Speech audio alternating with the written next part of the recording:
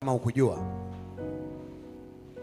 kwa sababu ya kufanya kazi kupita kiasi, James White alikufa akiwa kijana mdogo.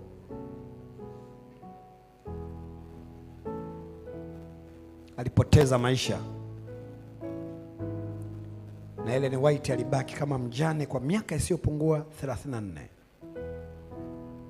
Kama mjane, maisha ya ujane ya White.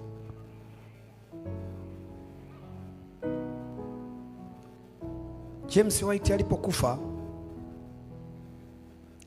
mwanaume mmoja anaitwa Dr. Kellogg akaenda kumfuata Ellen. Akamwambia Ellen, unajua mimi pia nimefiwa na wewe umefiwa. Akapropose, naomba nikuoe. Sikiliza majibu ya Ellen. Nakumbuka uliishi vizuri sana na rafiki yangu May, kitu kama hicho. Nadhani mke wa Kellogg alikuwa anaitwa May, kama sijasahau jina. Na bila shaka ungeweza kuwa mume bora sana kwangu vile vile. Lakini kwa ajili ya utume mkubwa alionipa Bwana, sitaki kuuchanganya ulimwengu.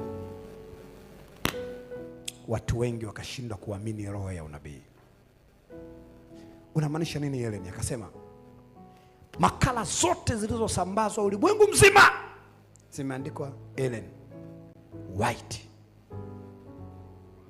Itakuwaje pakianza kuwa na makala nyingine za Ellen Kellogg?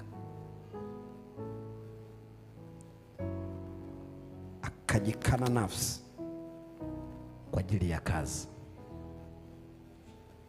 Mungu anisaidie na kusaidie kujikana nafsi kwa ajili ya kazi, kutoa fedha zetu, kutoa mali, kutoa chote ninachoweza kwa ajili ya kazi yake, na kutia moyo kumrudishia Mungu zaka yake na sadaka yake ya upendo.